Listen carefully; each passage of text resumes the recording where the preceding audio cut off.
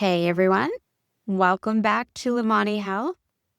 I'm Steph, nurse leader, patient advocate, and this week I'm a daughter who's had a front row seat to the realities of caregiving. But before we jump in, I really want to take a moment to say how thankful I am for you. Every comment, every story you share, every question you ask, it really means the world to me. If you haven't already, I'd love it if you subscribe or follow. That's really how we stay connected and keep building this amazing community together. If you have any healthcare questions or personal experiences, maybe you're in a caregiving role or you've dealt with some real insurance nightmares, drop it in the comments below or message me. I genuinely want to hear what's on your mind because it helps me shape these episodes to what you actually need. So today's episode is especially close to my heart. It's about empowering caregivers. We'll be talking about my mom's journey caring for my dad who has stage 4 Alzheimer's. It's both heartbreaking as well as uplifting, and I'll be sharing the lessons we've learned along the way because I know how isolating it can feel when someone you love starts needing more help, more than you could ever imagine. We'll talk about the emotional side, like the sudden sense of, holy shit, everything's just changed, and the practical side, with 5 specific tips my mom's discovered along the way. So grab your favorite drink, get comfy, and let's dig into what caregiving really looks like day to day. All right, so my parents' story from independence to sudden caregiving. To paint a clearer picture, let me take you back to last summer. My parents were celebrating their 50th wedding anniversary. Imagine them slow dancing in their living room while I played one of my favorite songs from my childhood that reminds me of them. In that moment, my dad lit up like all of these memories had come flooding back to him. He pointed to my mom and started to hum for a second. It was like 50 years of love was right there in front of us. But here's the reality behind that beautiful dance. Not long before, Dad was driving himself to church, walking on the beach daily, doing crossword puzzles in the afternoon. Then, almost overnight, everything shifted. He couldn't drive safely anymore. He began forgetting how to get from one room to another. My mom found herself helping him with dressing, feeding, even using the bathroom. It was so shocking, like whiplash. One day you think, we can handle this, it's mild, we're good, and suddenly you're faced with 24/7 caregiving. My mom was grappling with not only heartbreak, but depression, watching her partner of half a century become someone who needed constant guidance. And yet, she also found these glimmers of hope. It's a bit of an oxymoron, right? The heartbreak is real, but so is the love. If you've been in a similar spot, maybe caring for a parent, a spouse, or a friend with a chronic condition, you know that feeling of being tossed into this new world without a roadmap. And that's why we're here today, to talk about how my mom coped, what routines we set up, and how she and I leaned on each other so no one felt completely alone in it. Let's talk about emotions now, because caregiving isn't just about tasks and schedules. It's about this roller coaster of fear, sadness, occasional guilt, and believe it or not, moments of pure joy.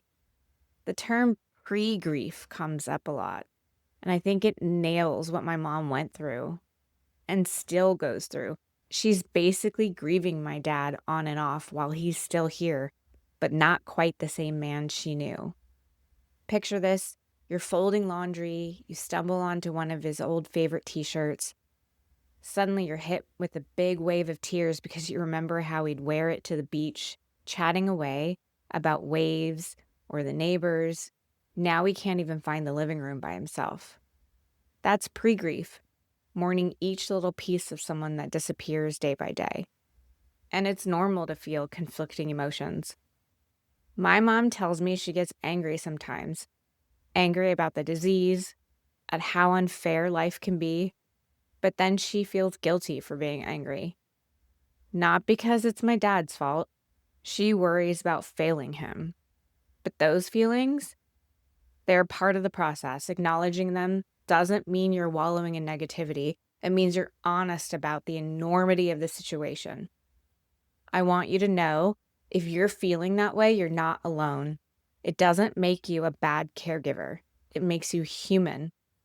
One thing that's helped my mom was talking about it, saying it out loud, sometimes with me, sometimes with a neighbor who's been through the same journey, sometimes just naming the grief, saying, I feel like I'm already losing him.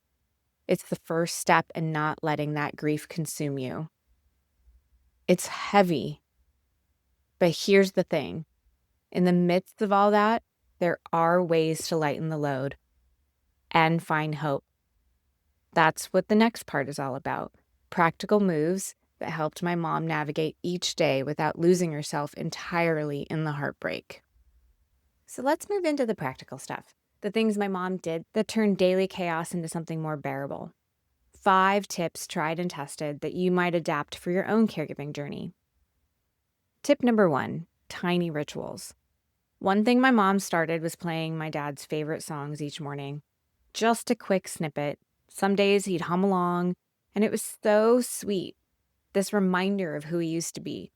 Other days, he doesn't react at all, but she does it anyways, because routine matters. There are some pitfalls. If you skip a day because you're overwhelmed, don't beat yourself up. Just reset the next day. No one's perfect, and consistency over time is what counts, not perfection every day. Tip number 2, shared moments. We call these micro visits. I drop by a few times a week, sometimes every day, with my mini golden doodle, little Ollie Bear, and my dad lights up. He might not recognize me every single day, but my little bear sparks something for him. My mom, it's a quick break from not feeling alone. If you can't physically visit, consider a short FaceTime or just sending a voice note. Even a 5-minute friendly FaceTime or even a 5-minute phone call or a text message can change a caregiver's mood for a whole entire day. Tip number 3, self-kindness. This is huge. My mom blocks off every Saturday morning, non-negotiable, for me time. She might go for a facial or a walk or a phone call with a friend just to wander off. This cannot be a guilt zone. You might feel selfish for stepping away, but guess what? Your loved one doesn't get your best self either. So that break is actually an act of love for both of you. Tip number 4, ask dignity-focused questions. Instead of just what medication does he need next? My mom would ask, how do we maintain his sense of self? Or is there a way we can still help him walk on his own? That shift in questions forced the care team to see him as a person, not just a patient. Sometimes providers are rushed or used to more clinical approaches. Don't get discouraged if the first answer is generic. Keep asking. Compassion often appears when you insist on a conversation about dignity. Tip number 5, build a care team. My mom recognized she couldn't do this alone. She looped me in, my siblings, neighbors who popped by for 20 minutes so she could shower in peace, a home health aide a few times a week, and even the local community Alzheimer center where my dad visits a few times a week. Waiting until you're utterly overwhelmed to reach out is probably one of the worst things that you can do. It's okay, actually. It's smart to ask for help early. People often want to help, but don't know how until you tell them exactly what you need. These 5 steps might sound simple, but let me tell you, they've kept my mom's spirit intact and given my dad those small but meaningful experiences that remind us he's still in there. Feel free to take what resonates and modify the rest for your unique situation. Let's zero in on that last tip for a moment, building a care team. In a fragmented healthcare world, coordinating multiple specialists, especially for something like Alzheimer's, can feel like a juggling act. But you don't have to be the only juggler. Who's on the team? Let's start with doctors and specialists. For us, it's Dad's primary care doctor and a neurologist. But it could also include physical therapists, nutritionists, nurses, whoever touches your loved one's care. Someone who's really big for my parents is palliative care. That's a good community for you to look up. Pharmacists. Don't underestimate how helpful a good pharmacist can be. They can spot medication interactions, sometimes sync all refills to one pickup day, saving you multiple trips. My parents have all of their medications delivered because my dad is not able to walk very long distances. Community support. My parents discovered local Alzheimer's support groups run by volunteers, as well as a community center where my dad attends a few times a week. Family and friends. My mom put together a simple group text with me and a few relatives. If she needs help picking up groceries or covering a doctor's appointment, she just asks. Lastly, there are numerous resources out there, and it is beneficial to have a quick checklist at your fingertips, whether it's on your fridge or in your junk drawer. Some great resources for caregivers and Alzheimer's. One, the Alzheimer's Association. They have a 24-hour helpline that's available whenever you need them. 2, check your local community centers or church bulletins for volunteer programs. 3, Facebook caregiver groups can be a goldmine for daily tips, real people going through the same thing you are.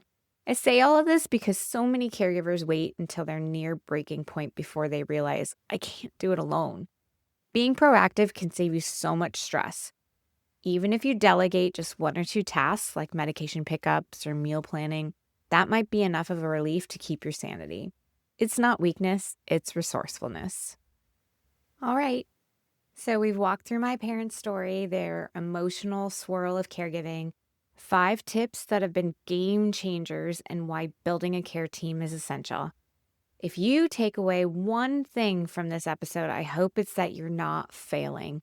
Caregiving isn't about doing everything perfectly. It's about showing up with love day after day and adapting to the unexpected. I want to say thank you again for being here. Don't forget to subscribe if you haven't. Seriously, it's the best way for me to know you're on this journey with me. And if you have any stories of your own caregiving experiences or healthcare insights, please share them with me in the comments or send me a message. I promise I read every single one, and it reminds me that we're building something real, a community that stands together, not just in the easy times, but in the challenging ones too. So until next time, stay curious and keep advocating for yourself and those you love. Remember, even in the hardest moments, there can be a glimmer of recognition, a small dance in the living room, or a quiet cup of coffee that restores your heart. You've got this, and I'm here cheering you on every step of the way.